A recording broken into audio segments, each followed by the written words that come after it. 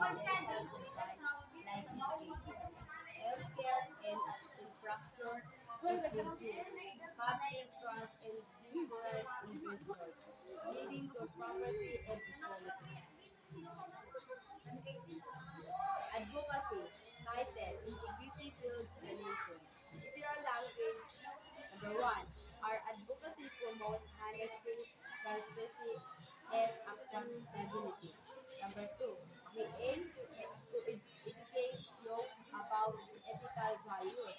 Number three, citizens should participate in ensuring clean governance. Number four, we encourage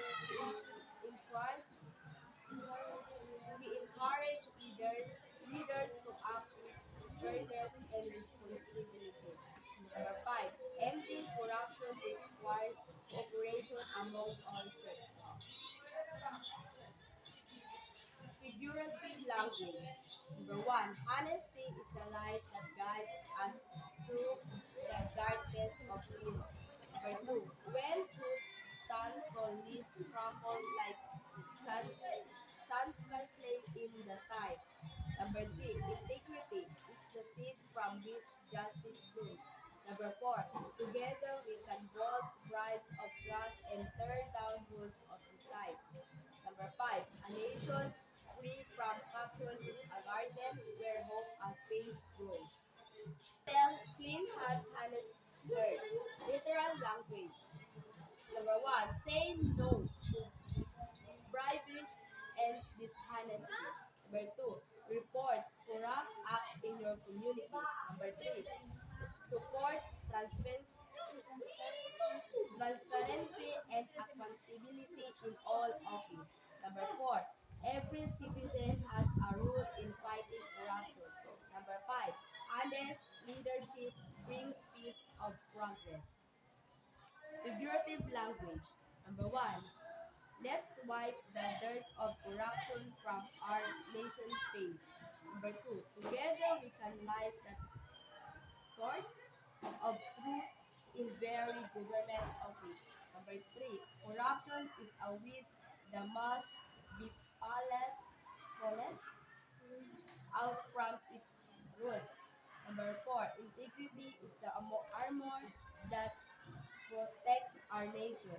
Number five, a clean government is a mirror that reflects the people's dignity. Ay, narinig ko na text. Balik ko lang. Persuasive text. Why we must protect local libraries. Introduction. Have you ever wondered what our communities would look like without libraries?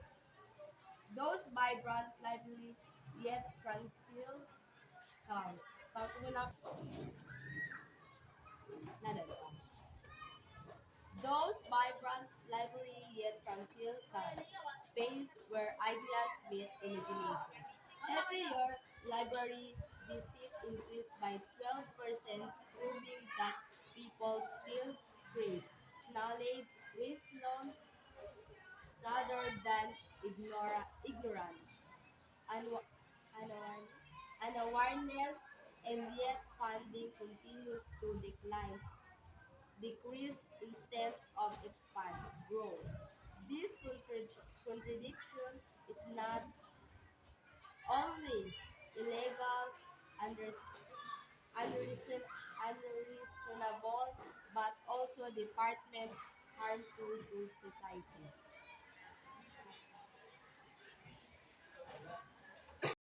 Study. Libraries are inclusive, welcoming, place not inclusive, restricted installation. They provide abundant, plentiful resource rather than scarce, limited. Once when we lose libraries, we lose opportunities, educational, cultural, and emotional. And think about the children. How can we expect them to become curious, inquiring instead of apathetic? Interested if we take away the every space that inspires on them. This is more than a financial compassionate,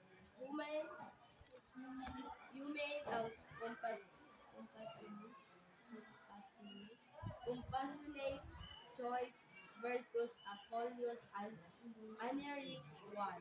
Sakto mo na, Pao.